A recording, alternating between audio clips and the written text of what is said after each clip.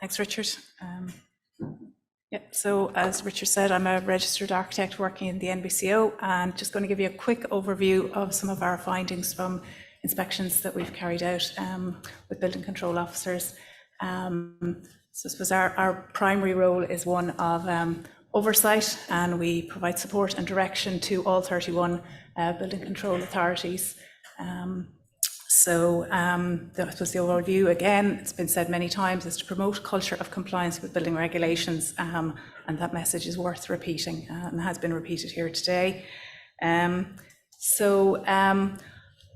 I suppose again, Mike gives great insight into the considerations and time and effort that goes into deciding on forms of construction. But irrespective of financial or time considerations for the owner, building control is concerned ultimately with the health, safety and welfare of people, the people who live, work and use all of the buildings.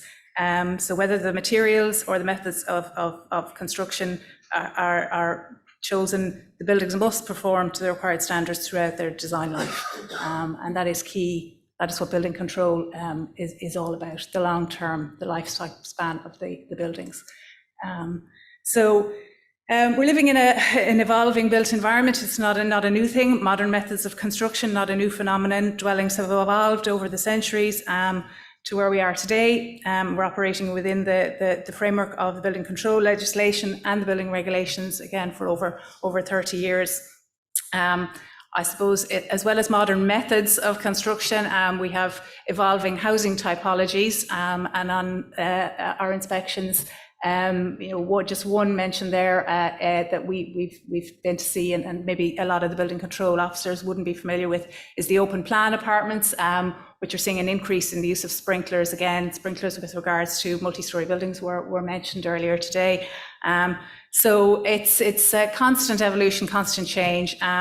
The designs and the methods of construction both respond to the legislation, but they also feed into and inform the changes in the regulations, and the changes are happening faster and faster as we try to improve things. So regardless of the forms of construction, whether it's 90% built off site, the environmental considerations when you're working on site can have detrimental impact. You can see here some lovely examples of the damage that can be caused by moisture and water penetration, particularly materials that are left exposed to water for long periods of time, like OSB boards. This example you can see here, where the water obviously has been sitting on this floor for a long time and has migrated up through the wall.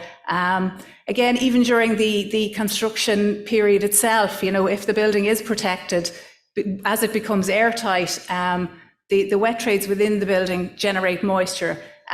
So moisture during the construction stage, allowing adequate time. It's all about speed. Builders are anxious to get things built quickly, but it can have huge impact, and it's very important to allow time for the drying out. Otherwise, we end up with mold growth and expensive remedial works that will have to be undertaken.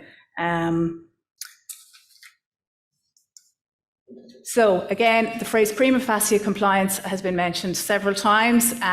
When you go to site, the technical guidance documents have lovely clear diagrams, plenty of dimensions. They're very clear, and if they're followed, prima facie compliance demonstrated with the building regulations.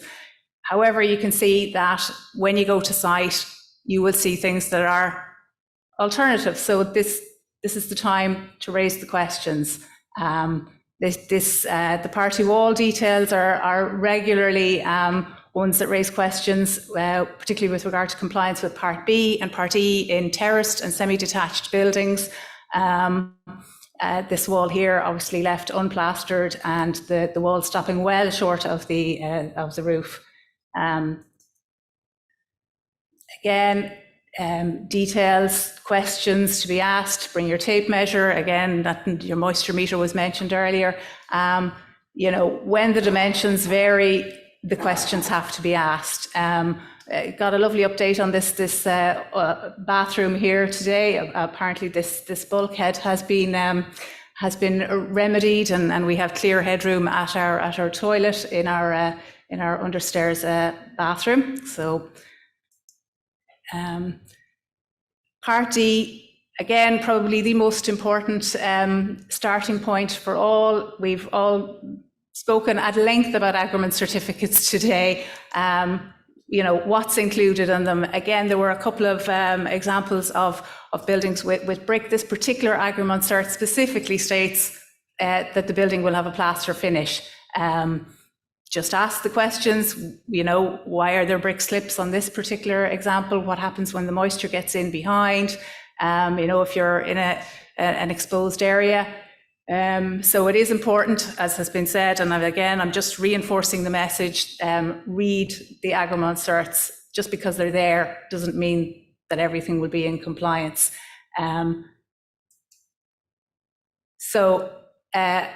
Again, it's important to design out risks. So good design starts at the drawing board, but calculations have to be done, measurements have to be checked. The trend for large expanses of glass brings its own challenges, and the questions include guarding, and then in particular, again, this example here on the right hand side, I understand that guarding has been provided to these windows. Again, as our walls get deeper, we've lovely big sills. The dimension, the 800 mil, clearly not met there. Part D has criteria for areas of unguarded glazing. And again, as I said, with the large expanses of glass, it's important that they offer impact resistance. This particular 3-story house, lovely glazing down to the floor in the bedroom. Is there guarding provided behind? If not, what happens when someone falls against this window? Just the questions that we pose on site. In addition to, I suppose, windows, again, huge amount of questions and requirements for windows, very important for purge ventilation. Calculations need to be done based on the opening arrangement of the window and the floor area of the rooms. When you go to site and you see these windows, you have to say, will adequate purge ventilation be provided? Again, on a similar train, ventilation, the 10 mil undercut on the doors. This example in the centre here, there may be 10 mil there, but by the time you put floor finishes in there, it's certainly not going to be the case. The ventilation, again, very important that the commissioning is completed, that the documentation is filled in and provided, along with the third-party validation. So when you get the paperwork, it demonstrates compliance. So again, we won't dwell too briefly on the negatives. We've all gone to site, no matter how good the intentions are, no matter how good the drawings are. Things go wrong on site. Again, you'll see the image here on the left. We've talked about cavity barriers. This is not going to be fit for purpose. It is obviously damaged. It's going to be covered up potentially, and will anyone be the wiser? So very important to get out on site, see these things, point them out, terrible example there of a damp-proof membrane from site. Who's to stand over that? There's no excuse for poor workmanship. But it isn't all bad. We also see the good on site, and it's probably more important to dwell on that. Good to see checklists, whether it's from your timber frame supplier. Again, when you're in large scale buildings with lots of apartments, good to see checklists at the entrances to each of the units. The protection of the elements. So in this example on the right hand side here, this is a flat roof. Again, the builders very carefully protected the timber. So you can go to a site like this and you're assured that The workmanship is good, and this company, they're doing a good job basically. So it's good to highlight and point out the positives, not just the negatives that we all worry about.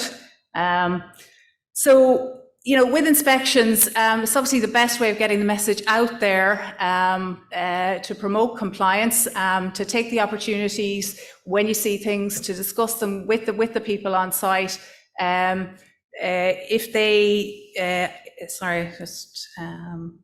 yeah, so again, I think John mentioned earlier as well, asking for photographs. There can be more information available from site if the people on site have the information. It answers a lot of questions that don't need to be possibly followed up in more formal fashion, but if needs be, there's Section 11 there of the Building Control Act, which gives the Building Control Authority the power to request any information or anything they need to give them assurance of compliance. We have a suite of Section 11 templates that can be used, and any queries or any guidance, that's what we're here for in the NBCO. And again, maybe not just to end on a negative, but there is obviously very strong powers granted under the legislation in terms of enforcement. None of us want things to go awry, and hopefully any enforcement is taken seriously and rectified. We won't think about what might happen if it's not, but. That's a quick whistle stop at the end of the day. Didn't want to keep you all too long. So thank you very much, and safe home to you all.